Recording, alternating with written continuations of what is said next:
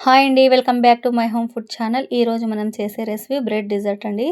అన్ని స్వీట్‌లలో కంటే చాలా డిలీషియస్‌గా అయితే ఈ స్వీట్ అనేది ఉంటుందండి. ఎప్పుడు చేసే పాయసం, గులాబ్ జామున్ కాకుండా బ్రెడ్‌తో డబుల్ మీఠా కూడా చేశారు. కానీ ఇలా ఈజీగా కొరియన్ స్టైల్‌లో మనమైతే ఈరోజు బ్రెడ్ డెజర్ట్‌ని అయితే రెడీ చేసుకుందామండి. చాలా టేస్టీగా ఉంటుంది.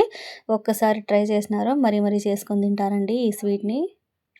అండి ఇలా దీన్ని 1 అవర్ పాటు ఫ్రిడ్జ్‌లో పెట్టి తింటే ఐస్ క్రీమ్‌ల కంటే చాలా అంటే చాలా టేస్టీగా ఉంటుందండి ఈ బ్రెడ్ డెజర్ట్.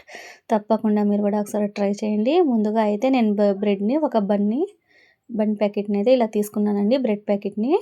ఇప్పుడు నేను ఇలా 4 కార్నర్స్ వచ్చేలాగా కొన్ని 2 కార్నర్స్ వచ్చేలాగా ఇలా మధ్యలోకి కట్ చేసి పీసెస్‌లా చేసుకొని పక్కన పెట్టేసుకుంటున్నాను.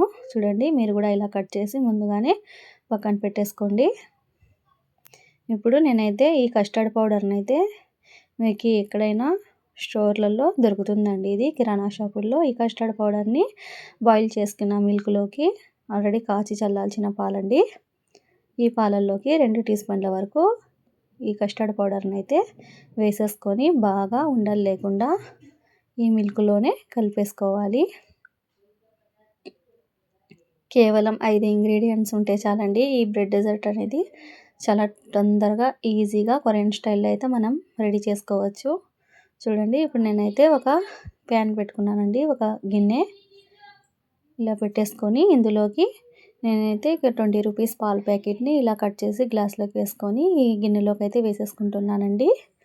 పాలు ఈ మాత్రం ఉంటే చాలు. ఇప్పుడు మనం ఇందులోకి పాలు బాగా మరగాలి కాబట్టి ఒక హాఫ్ గ్లాస్ వరకు వాటర్ వేసుకొని ఇలా పాలు బాగా మరిగేటప్పుడే నేనైతే 1 కప్పు వరకు షుగర్‌నైతే వేస్తున్నానండి. ఒక బ్రెడ్ ప్యాకెట్‌కి 1 కప్ అయితే చాలండి షుగరు. పర్ఫెక్ట్‌గా స్వీట్‌గా ఉంటుంది.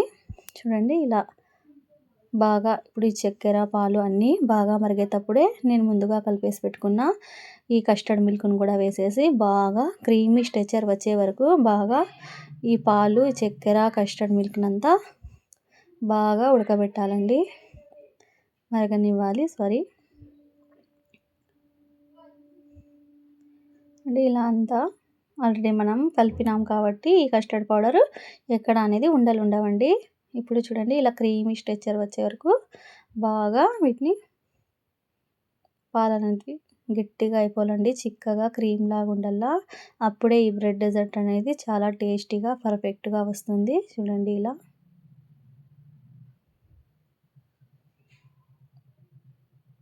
ఎవ్వరైనా చేయొచ్చండి ఈ బ్రెడ్ డెజర్ట్. చాలా ఈజీ. సో స్వీట్ చేసేకి రాని వాడు కూడా చేసేయచ్చండి.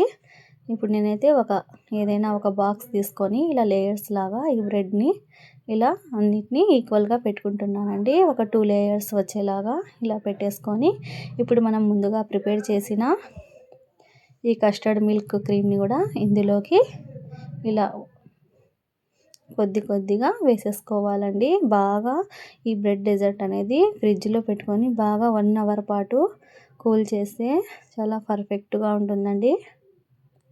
ఇందులోకి డ్రై ఫ్రూట్స్, మీకు ఇష్టం వచ్చిన డ్రై ఫ్రూట్స్‌ని ఇలా కట్ చేసి వేసేసుకోవాలి. నేనైతే పిస్తా, బాదం, కాజునైతే క్రష్ చేసి వేసేస్తున్నానండి.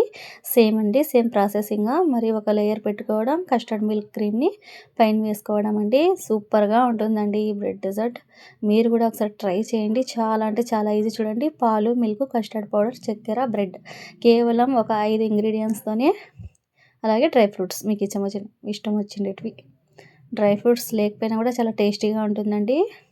అయినా వేసుకుంటే ఇంకా క్రిస్పీగా సూపర్‌గా ఉంటుంది. చూడండి, ఎంతో టేస్టీ అయిన బ్రెడ్ డెజర్ట్ అండి. మీరు కూడా ఒకసారి ట్రై చేయండి.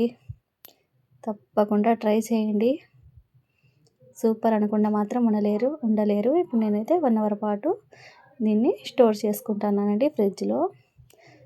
చల్లగా తింటే ఈ బ్రెడ్ డెజర్ట్ అనేది చాలా అంటే చాలా టేస్టీగా ఉంటుంది. చూడండి, నా వీడియో కనుక మీకు నచ్చినట్లయితే లైక్ చేయండి, షేర్ చేయండి, సబ్స్క్రైబ్ చేయండి ఫ్రెండ్స్.